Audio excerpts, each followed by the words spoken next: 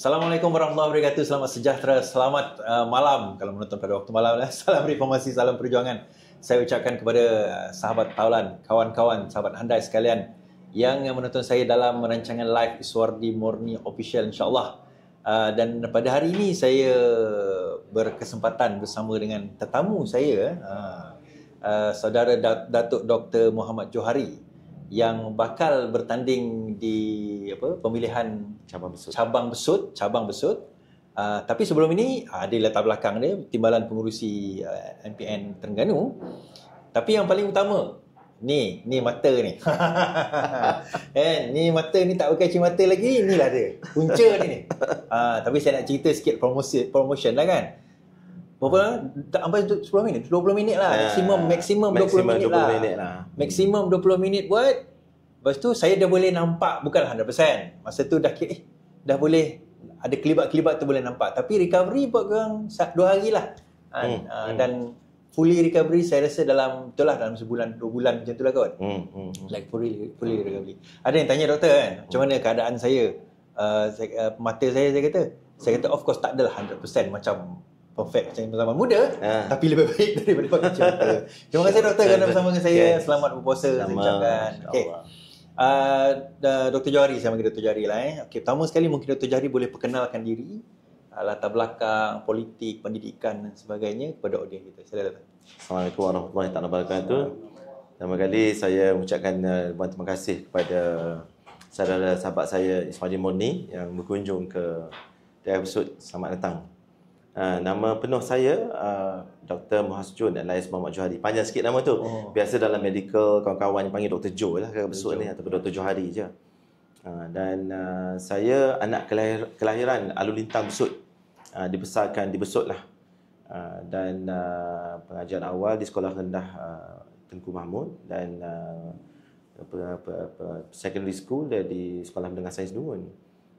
Selepas SPM saya merantau lah ke negara Pakistan untuk melanjutkan perjalanan saya di bidang perubatan. Dan tamat di sana, saya pulang ke tanah air, bertugas di beberapa buah hospital seperti Hospital Kota Baru, dan Hospital Banting, dan juga Klinik Kesihatan Teluk Pandiman Garang, dan terus melanjutkan pelajaran di peringkat master, ijazah sarjana Ophthalmology di UKM. Masa tu Hospital Universiti Kebangsaan Malaysia lah. Dan pusat perubatan UKM sekarang. Dan sana saya tamatkan pengajian ophthalmology sarjana saya pada tahun 2005 ya. Dan alhamdulillah sekarang saya dah 20 tahun sebagai pakar. Dan selepas tu saya berkhidmat sebagai pakar bedah di Hospital Tuan Puan Afzal, dan juga lecturer. Sebab waktu saya belajar as a trainee lecturer, so dapat beasiswa daripada Universiti Islam Antarabangsa. Di lecturer di UAE. Ya. Saya letak jawatan waktu tu di sekitar tahun 2008 disebabkan banyak khidmat yang saya kena buat untuk masyarakat, saya fikir, dan kekangan masa saya nak tumpukan kepada masyarakat. Dan pada masa yang sama, keluarga saya waktu tu, isteri saya masih berkhidmat dengan pengurusan Malaysia Airlines. Jadi tak dapat ditukar waktu tu ke Kuantan. Jadi saya pulang alik Kuantan waktu tu, jadi weekender lah. Jauh lah kan daripada ni. Isteri saya di Shah Alam waktu tu, dan kami pindah di Bandar Baru Bangi. Dan ada klinik tu? Saya usahakan klinik. Ialah bermula daripada kecil-kecilannya, Pusat Pakar Mata Bangi. Dan alhamdulillah kalau kita tengok pusat pakar ni yang dikelolai oleh Bumi Putra ni tak ramai lah dalam bidang ophthalmology. Sebab kos tu tinggi. Betul. Mesin tu saja saya tengok mahal mesin. Mesin kalau LASIK saja tu mesin at least 1 million lah. multimillion. Saya ada 2 Michelin stick, alhamdulillah lah, rezeki. Yang belum tengok yang kecil-kecil, yang kecil-kecil cek-cek lagi mata apa tu. semua kan.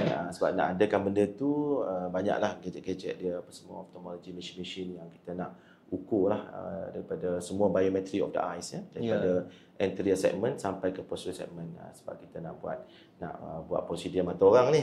Tapi saya tengok ramai yang datang klinik doktor. Alhamdulillah lah. Jadi saya bina kecil-kecilan apa semua, dan sikit-sikit lah menjadi bukit lah. Jadi sekarang pusat pakai mata bangi tu space je tak ada yang nak membesarkan lagi kan. Adalah perancangan tu insya-Allah pada masa depannya.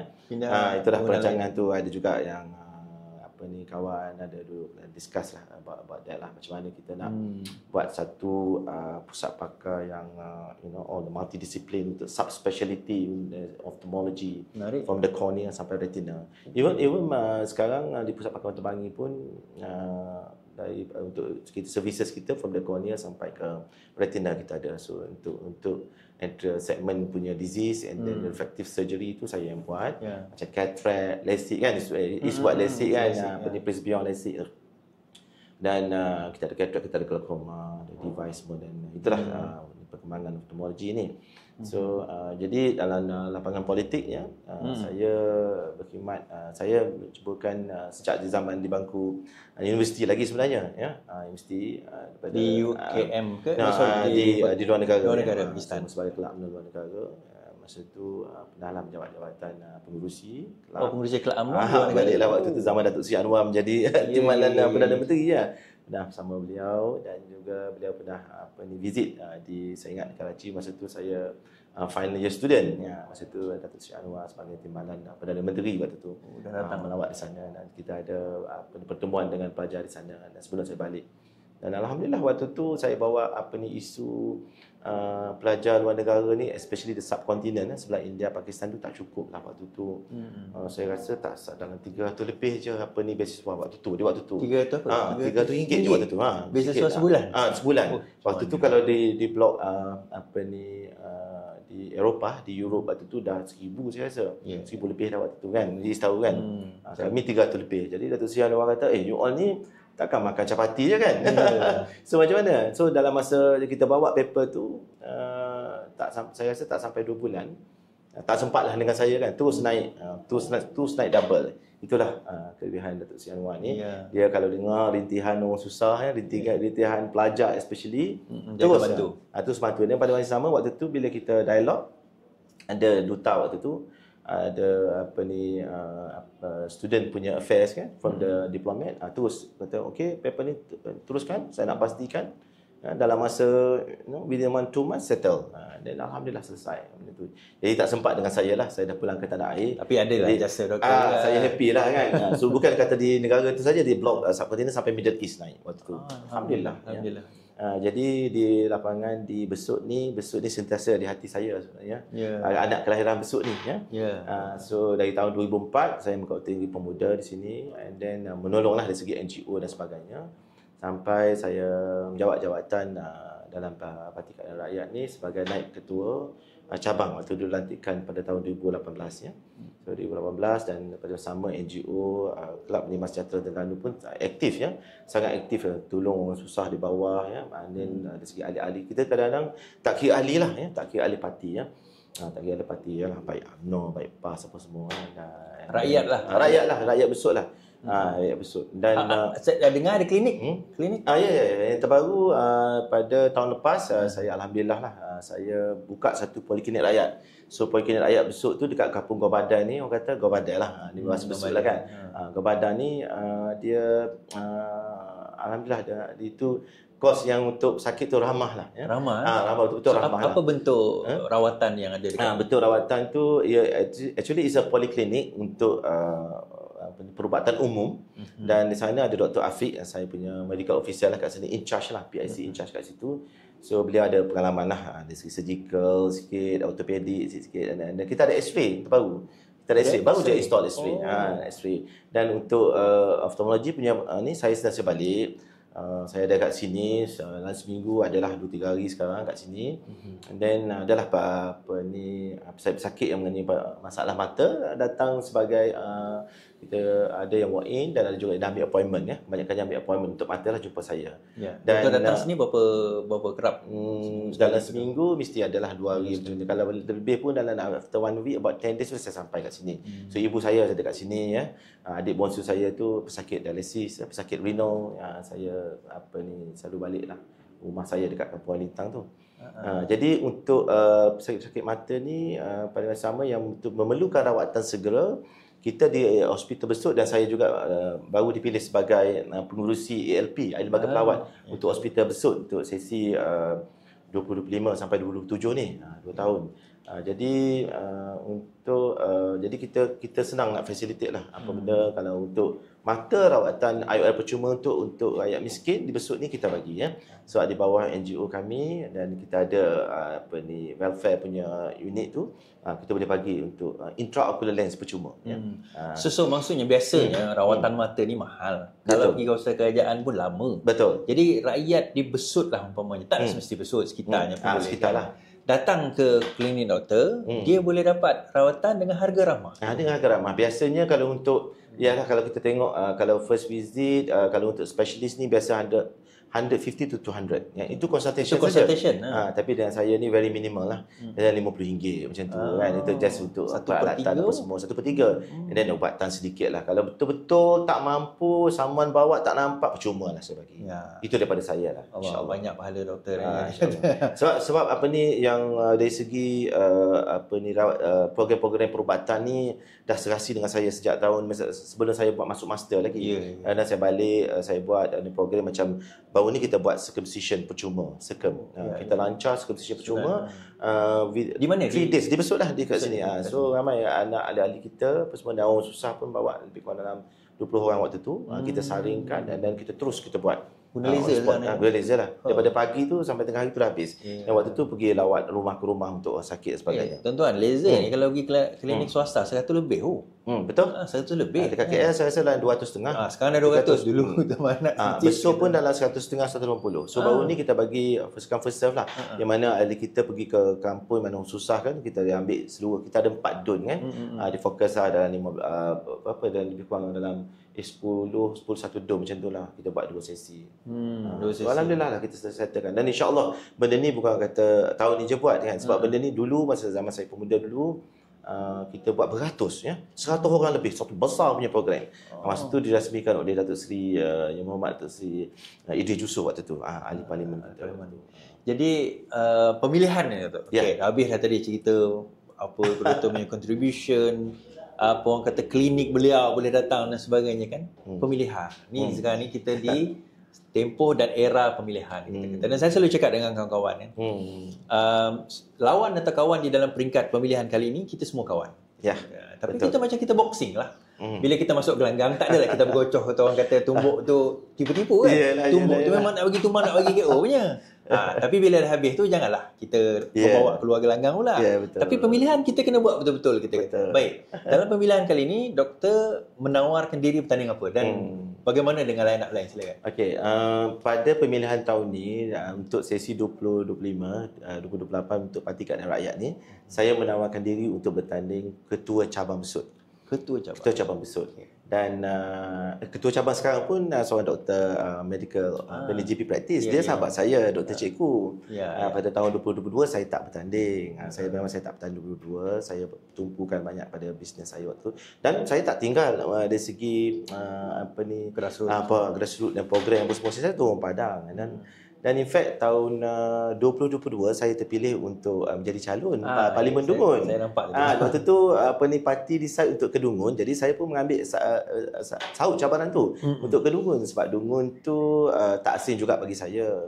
Saya sekolah dengan Sains Dungun waktu tu, guru-guru lama pun ada kat situ. So untuk line up ni dia untuk pemilihan tahun ni dia amat berbeza sekali kalau tengok dari segi pencalonan dan sebagainya.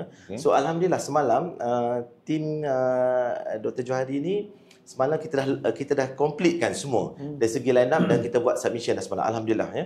So untuk line up cabang 18, line up AMK 18, calon-calon kita dan 10 untuk jawatan kuasa wanita. Cukup semua. Cukup semua. So 46 tu, and then pada masa sama perwakilan yang di bawah wanita AMK masing-masing, dan di bawah cabang, ketua cabang pun 70 ni, 40 campur 30 tu semua komplit.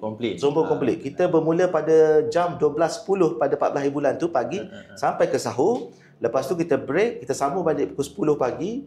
14 hari bulan tu semalam 10 pagi sampai kita habis pukul 12 malam. Kita break solat, break buka puasa, sambung balik. Yalah, sebab untuk nak sistem baru ni ada pencadan, penyokong apa semua kan. Kita nak tengok, nak search insolvency dan sebagainya. Tapi bagus sebenarnya untuk kekuatan parti sebenarnya kita tengok. Sebab insya-Allah kita menawarkan calon-calon kita yang dah ada pengalaman, ada juga kita mix up daripada kaum Tionghoa di sini ya. Kita ada campur ya, kita ada campur. Even untuk etnik minority kan, untuk perwakilan pun kita campur. Masyarakat Siam. So di Besut ni bukan Melayu di Besut. Bukan Melayu di Besut ni about 2% saja. Sebab dia dalam 1.4 voting Terengganu secara keseluruhan lebih kurang lah. Dan cuma lebih sikit dia di Kuala Terengganu lah sebenarnya. Jadi line up kita complete, and then kita macam saya menawarkan timbalan ketua cabang orang muda, tak muda sangat, umur 40 yang bekerja sendiri, dah berhulu hilir apa semua, dia boleh masuk dengan pemuda, boleh masuk dengan wanita, kaum ibu, kaum orang tua. Dan kita ada juga di kalangan guru menawarkan daripada jawatan kuasa. Wanita pun kita kaum wanita pun penuh dia punya tim. Penuh line up penuh. Alhamdulillah. Alhamdulillah saya kira tim saya one of the earliest lah di negeri Terengganu lah untuk submit lah. Submitted dah fully submitted pada jam 12.30 semalam. Doktor sebelum ni bertanding di Dungun. Ya. Okay, sekarang ni apa orang kata dekat pemilihan ni cabang Besut. Ada cabang Besut. So ada cadangan ke nak pindah bertanding kalau diberi peluang bertanding di Besut? Sebab sebenarnya untuk Besut ni memang tempat saya, dan saya buat keputusan tak akan bertanding di tempat-tempat lain lah. So kalau DUN atau Parlimen atau kedua-duanya? Tak kisah. Tak kisah. Sebab kita tahu kan negeri Terengganu ni 40-0. Sekarang memang kena bawa banyak kerja lah selepas pemilihan nanti. InsyaAllah kalau diberi peluang saya pimpin cabang Besut ni, kita akan plan untuk 2 tahun akan datang ni untuk bekerja untuk pilihan raya lah. Betul. Kalau kita tengok di rata-rata di Terengganu sendiri dalam daripada segi pilihan raya tu kita pun faham sebenarnya. Kalau ikut kata kekuatan PAS tu sendiri, saya tak nampak akan kekuatan tersebut. Tapi mungkin, ni tanggapan saya lah, mungkin kerana tidak ada satu alternatif yang kuat. Betul. Okey. Sebelum ini, doktor adalah timbalan pengurusi MPN. Yang baru lah. Yang baru ni lah. Bulan 6 tahun lepas. Bulan 6 tahun lepas dilantik.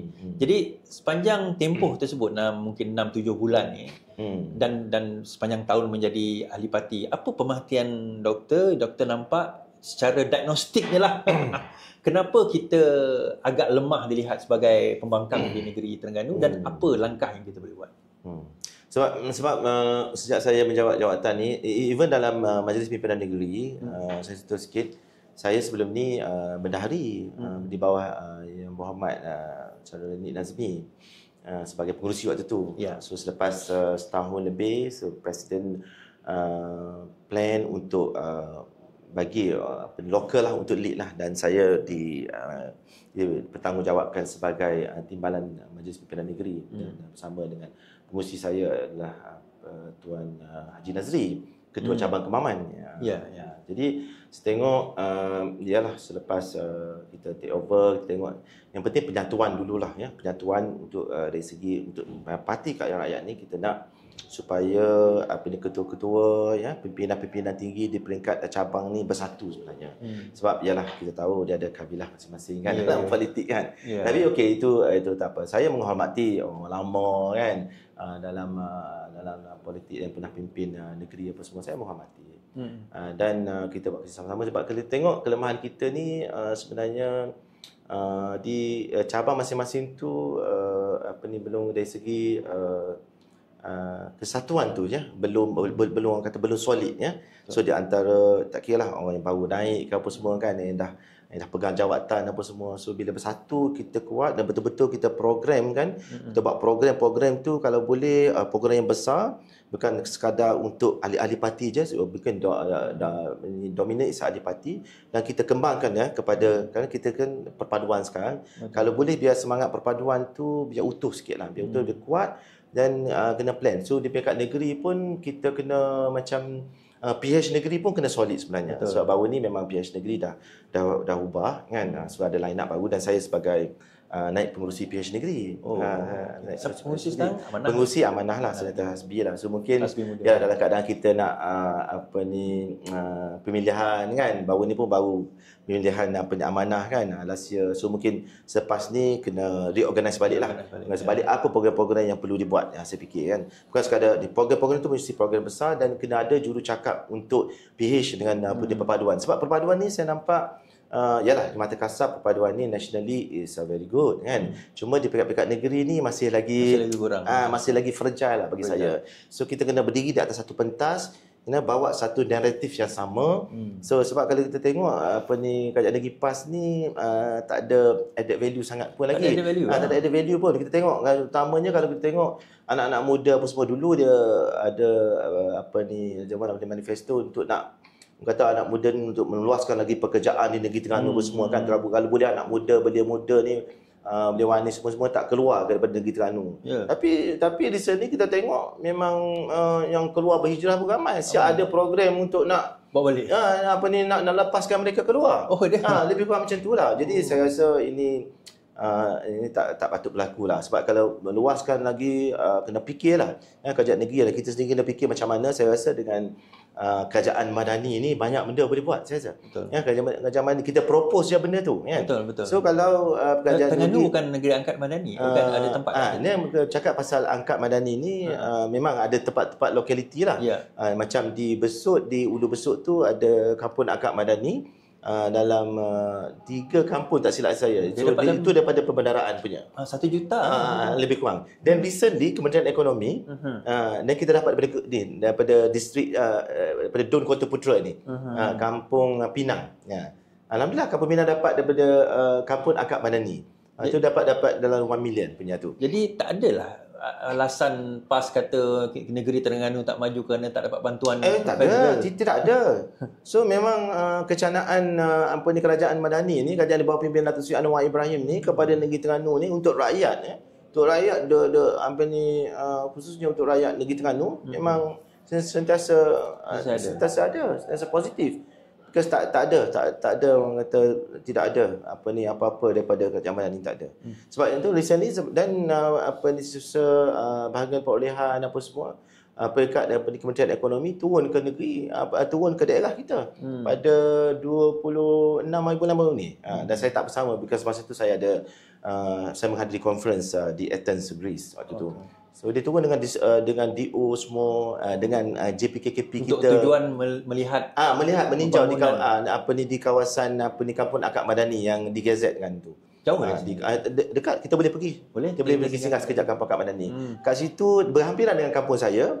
Dan kampung Akad Madani dekat kampung Pinang ni special sikit. Walaupun dia punya jumlah penduduk tu tak lebih kurang dekat 400 orang, tapi dia ada agro dia ada. Itu sebab dia dapat jadi madani. Tapi kalau banjir dia, ya Allah, kesian saya. Dan Kak Wan sendiri ada yang Muhammad Datuk Seri Dr. Mazizah datang 2019. Waktu tu saya naik ketua cabang. Saya follow sebab nak masuk ke kampung tu air parah pinggang. Kalau banjir every year kena. Because of the sistem perparitan dan sungai belakang tu dekat apa semua. Jadi infra apa semua dia dah rancang lah untuk ni. Buat balai raya baru dan sebagainya, nak repair balik surau kat situ. Nanti kita boleh lalu kat situ. Kita kata daripada segi anak muda lah, kita cerita anak muda kan. Dari segi pekerjaan. Kita tak cerita Terengganu lah, kita cerita Besut sendirilah. Kan? Pandangan doktor lah, daripada segi pekerjaan, daripada segi industri, daripada segi peluang, satu lagi peluang pekerjaan, industri, gaji dan juga kos hidup di Besut. Doktor compare ke macam mana doktor? Sebab saya Yalah, daripada hotel kita duduk dia kan. Saya tengok macam agak kurang daripada segi ekonomi. Ni tepi pantai. Saya pergi pantai dia tuan-tuan. Oi, cantik pantai dia. Cantik pantai tapi dia. tak terjaga. Betul. Siapa pantai apa tadi? Apa nama pantai tu? Ada satu pantai tu. Tapi tak terjaga. Saya rasa macam betul Terengganu. Betul saya macam Dia sebenarnya kalau kita tengok pantai kan, kita cakap pasal pantai, yalah kita ada pulau perhentian apa semua.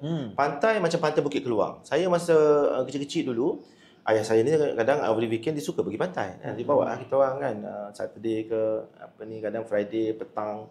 So kita tengok pantai ni memang kalau saya tengok zaman dulu punya pantai, saya rasa memang lebih bersih dan rasa lebih teratur. So masa zaman UMNO perintah dulu, saya tengok memang adalah sikit baik pulih apa semua. Tapi sekarang saya tengok benda tu status quo. Dengan kalau pergi Bukit Keluang tu, tempat yang bridge untuk meniti kan, naik ke tepi tu dengan dia punya lereng-lereng, dia special ada gua, banyak dah roboh. Dan baru ni ada kawan saya di kerja kat majlis tanya saya kata saya pun ialah sepatutnya benda tu diangkat oleh kerajaan negeri dan sebagainya semuanya. Sebab saya tengok yalah mungkin dari segi PBT ni dia banyak dari segi infra macam parit, longkan jalan apa semua. Tapi sebenarnya tumpuan untuk dari segi pelancongan tu penting sebenarnya. Betul. Sebab tu memang dia ada buatlah gerai-gerai apa semua. Dan gerai-gerai yang di bawah KPKT ni saya nampak macam tak berfungsi sangat sebenarnya. Ada gerai-gerai yang macam yang kecil-kecil tu kan, yang kita tengok di tepi jalan yang cantik tu, itu daripada saya dipahamkan daripada KPKT pajak tu. KPKT? KPKT bukan tu daripada PBT. Maknanya saya KPKT federal. Federal. Maknanya KPKT yang bagi pada PBT lah. Bagi pada PBT lah. Majlis itu ada sikit-sikit. Tapi saya rasa sebab kalau kita masuk di Bukit Keluang tu, memang kena buat balik dia punya tu. Sebab tarikan pelancongan ni dibesut ni memang dengan budaya warisan besut, ya, dengan pantai apa semua, dengan itu sebenarnya untuk pekerjaan. Tapi saya teruja dengan Kampung Keluang. Saya selalu buat program macam program anak-anak belia ni di Kampung Keluang ni dominan sebab ahli kita salah satu yang di Kota Putra ni yang banyak ahli ni untuk PKR ni di Keluang tau. Di Keluang. Saya bukan Keluang Johor ni. Dekat Keluang ni, Kampung Keluang besut ni. Dekat dengan Bukit Keluang lah sebab kita ada Bukit Keluang tu. So kat situ saya kumpul anak-anak muda, taekro, bola apa semua baru ni sebelum puasa baru ni. Saya tengok anak-anak muda tu memang ramai di situ di kampung tu. Saya bincang dengan dia punya JPKP kat situ. Dia kata memang anak-anak muda di Keluang ni memang dia tak keluar. Dia tak keluar sebab sebab dari segi agronya macam buat kolam ikan kan. Itu semua bela dia ada tanaman, sayur, industri kecil ni apa semua memang banyak bertumpu di Keluang. Jadi dia orang tak keluar. So kalau benda ni kerajaan negeri kan boleh memperluaskan lagi bidang ni, semua fikir macam mana, dan kita sendiri di peringkat negeri dan peringkat PH lah, aplikasi negeri pun planning benda ni betul-betul. Saya rasa benda ni tak ada masalah dari segi untuk nak bawa paper ni apa semua proposal ni yang penting. Kita tak boleh nak mengharapkan yalah bantuan datang bergolek apa semua, tak boleh. Sebab kita kena rancang di peringkat federal sana pun memang kalau nak tunggu je memang ni lah. Jadi tugas saya insya-Allah bila saya pegang di cabang besut ni, ya, saya akan dari seginya insya-Allah dari segi ekonominya macam mana saya nak plan, dan hari tu pun saya angkat proposal Kampung Pinak, alhamdulillah Kementerian Ekonomi itu daripada proposal saya tu. Saya bincang dengan JPKKP, kita angkat dan alhamdulillah dapat untuk prasarana infra untuk kampung angkat madani ekonomi tu. Dan dari segi sebab saya turun ke sekolah-sekolah even sebelum tahun lepas, saya buat bengkel lah transformasi untuk pelajar minda dan sebagainya. Saya bagi talk kepada calon-calon SPM, calon STPN apa semua kan. Macam mana kita balik talk kind of untuk karakter lah, bina karakter. Bina karakter madani. Saya tengok orang muda kita ni, dan dia banyaklah rungutan lah. Antaranya apa rungutan? Mereka antaranya dari segi pekerjaan satu hal lah. Pekerjaan satu hal, hala tuju mereka. So maknanya kalau kena nak dibesut ni sendiri tak banyak peluang kan. Nak buka dari industri segi tak ada sini. Industri kecil lah. Kecil adalah yang besar-besar. Adalah macam kita, macam dari segi ukiran kita, seni warisan kita hebat. Kan? Arwah sahabat saya baru ni baru je pergi kan. So dia ni adalah pengukir ni, Abang Jan ni pengukir yang hebat. Cifu yang hebat lah salah seorang ni. Bekas turun-temurun mari daripada arwah Wan Su dulu.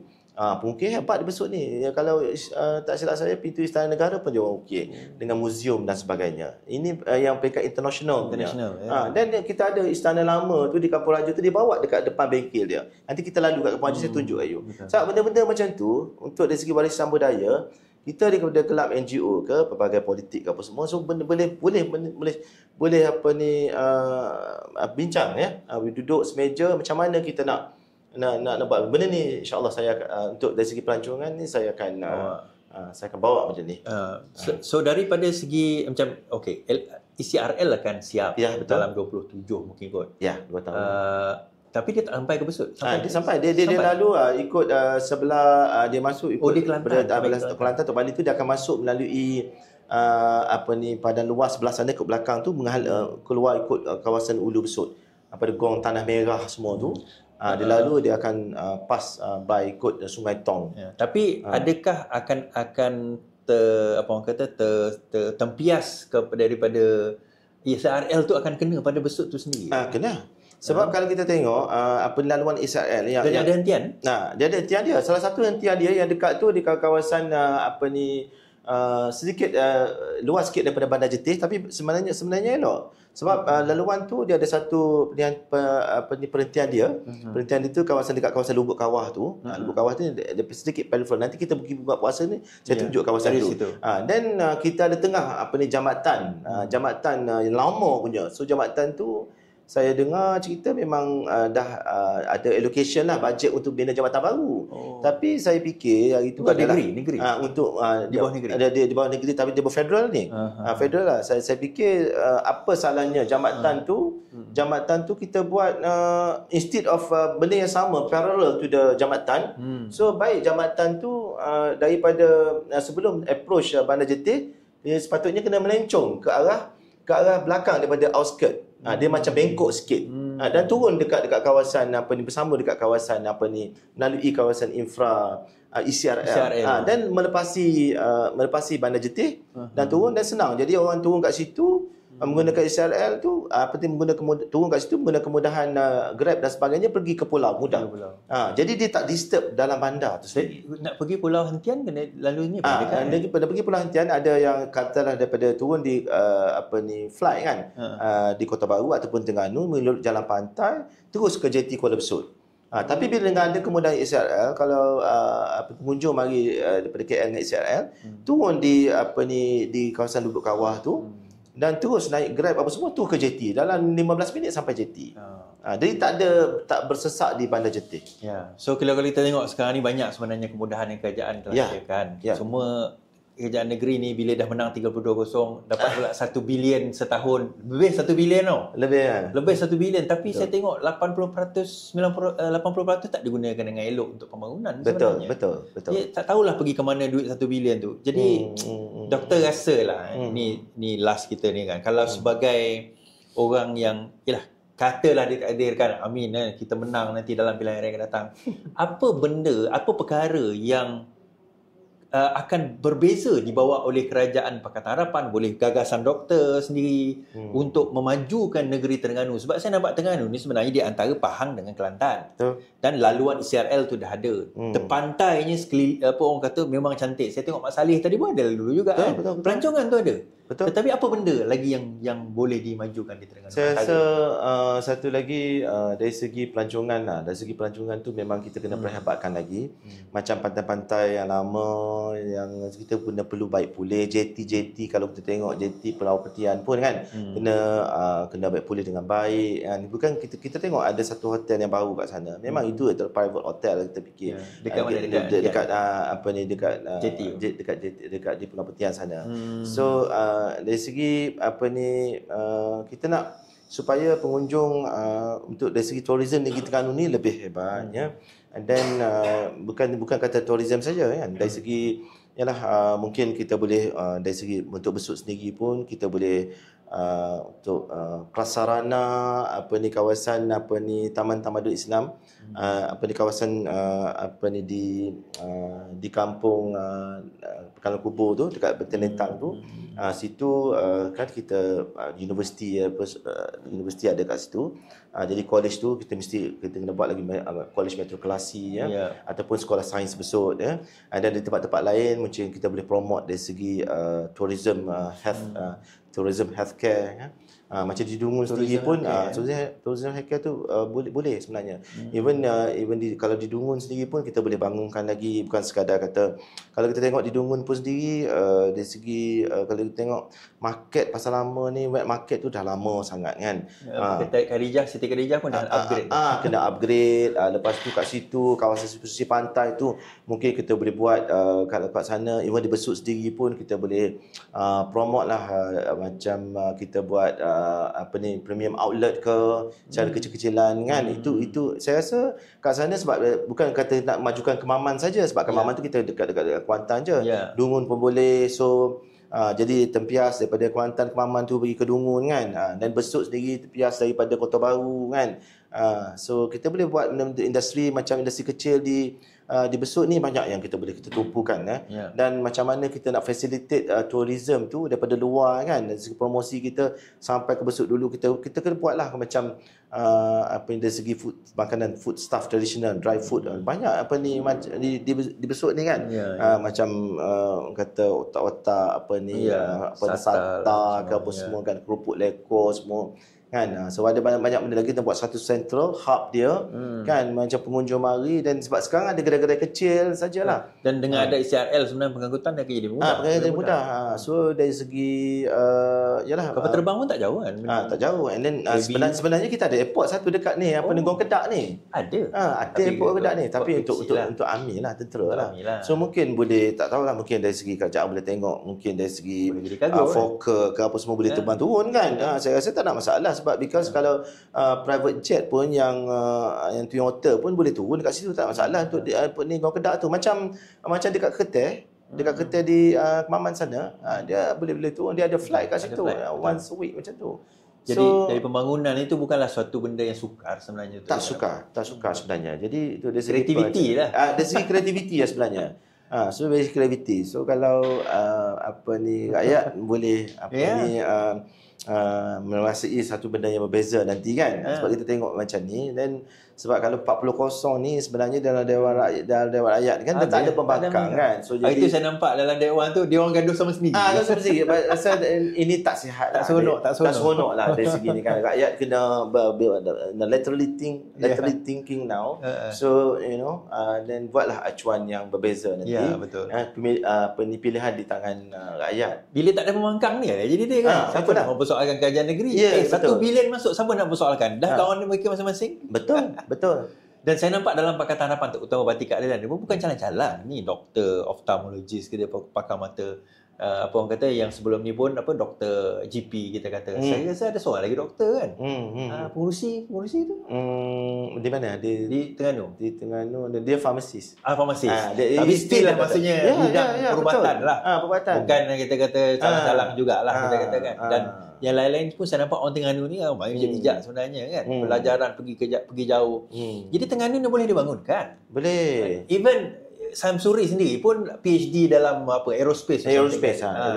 Sebenarnya banyak, tapi kalau dia seorang pandai, yang bawah-bawah yang tak pandai pun tak guna juga. So dia kena ada satu pasukan. Baik doktor.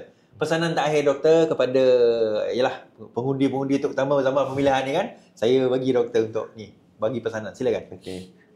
InsyaAllah pemilihan yang Parti Keadilan Rakyat ni akan bermula untuk negeri Terengganu. Saya rasa Parti Timur ni dia one of the first lah akan pergi, mungkin dalam sekitar 12-13 April nanti. Saya menawarkan diri sebagai ketua cabang Besut, dan manifesto yang saya bawa yang satu adalah kita nak bina semula Parti Keadilan Rakyat di Besut ni. Yang mana kita akan bina balik, kita akan memperkasakan parti ni di lapangan, golongan ahli-ahli kita dan rakyat. Kita akan menambahkan renting So saya target insya-Allah selepas jika diberi peluang bermula bulan 5 sampai ke bulan 12 nanti, sekurang-kurangnya ranting baru ni antara 10 hingga 15 ranting baru setiap DUN saya akan buat, ya. Dan daripada situ kita target sebelum pilihan raya nanti, kita ada lebih kurang minimally kita kena ada lebih kurang 130 ataupun 150 ranting, ya. Di Besut ni minimally 100 kita nak buat, ya. Okey, katakanlah ni sebelum Doktor teruskan, Doktor menang, yang lain tu kalah. Macam mana Doktor nak merangkumkan kembali? Terutama ialah bila kalah, kadang hati terluka. Doktor rasa apa yang kepada sahabat-sahabat ni kan terluka mungkin boleh kembali bersama ke apa kan? Boleh, tak ada masalah, sebab itu biasalah pemilihan parti ni, kita bagi tahu pemilihan keluarga kata kan. Sebenarnya semua sahabat-sahabat dalam parti semua tu. Jadi kita akan, yang penting kita satukan balik, ya. Kita satukan balik. Daripada ada jawatan pun mungkin nak bagi. Memang kita akan offer, mungkin nantikan jawatan kuasa apa semua. Kita tengok yang mana betul-betul talented, mungkin kita boleh offer dia peringkat kawai dan sebagainya kan. Dan kita tengok. Jadi kita ni sebenarnya kita nak bekerjasama. Apa yang penting sekarang, kita nak menghadapi pilihan raya. So bila kita ambil pilihan raya, kita masuk ke langgang, sama ada dekat DUN ataupun parlimen, kita mesti kena menang. Betul. So apa bekalan kita, rakyat nak tengok kan. Sekarang rakyat tengok macam tak bergerak je dekat pilihan apa semua kan. So walaupun saya sebagai Timbalan Pengurusi Negeri, kadang saya turun bersama dengan NGO ataupun tiket Timbalan Pengurusi Negeri kan. Orang kata di Besut saja, saya kena turun di Terengganu, baru ni di Kemaman, ya, di tempat pengurusi kita OKU tu hanyut, kawasan rumah hampir musnah semua dekat dia punya rumah dia hanyut banjir. Kita pergi buat kunjung dan bagi bantuan, ya, dari segi katil apa semua kan, dari segi bantuan food pack dan sebagainya, ya. Jadi untuk khususnya untuk Besut, saya insya-Allah kita rapatkan balik barisan kita kukuhkan balik parti ni melalui ranting-ranting yang lama yang baru kita bina, dan kita kukuhkan lagi dengan perpaduan, ya, di peringkat peringkat perpaduan kita ada parti Barisan Nasional, ya, UMNO dan Amanah, ya, kawan kita, dan kita akan sit down together. Macam mana kita nak buat rumusan ni, program-program yang untuk 2 tahun ni. Kita tak boleh tinggal. Sebab di banyakkan cawangan UMNO pun sahabat-sahabat saya. Tadi pun kita jumpa kan, itu sahabat saya, itu dia JPKKP mana ada kampung di Kota Putra ni. Betul. Itu je. Okay, terima kasih Dr. Johari di atas sedikit perkongsian tadi kan, terutama di cabang Besut ni untuk sahabat-sahabat saya yang bertanding di cabang Besut, kita kata, dan juga mana-mana cabang lain. Saya tak boleh bertanding, jadi saya boleh interview siapa saya nak kan. Jadi jangan hanya kerana saya interview Dr. Johari rasa macam saya nak memusuh dengan anda, tak. Kita semua sahabat, kita semua kawan. Cuma bila zaman pemilihan, kita jumpalah orang yang nak kita interview dia, kita interview dia kan. Itu tak ada masalah. Dan habis pemilihan nanti saya harap habis. Dia berbeza zaman kita lawan Azmin dulu. Itu berbeza. Memang kalau saya lawan Azmin dulu, saya memang bantai betul-betul kan. Tapi lepas lawan Azmin masa pemilihan 2022 dengan Datuk Seri Saifuddin,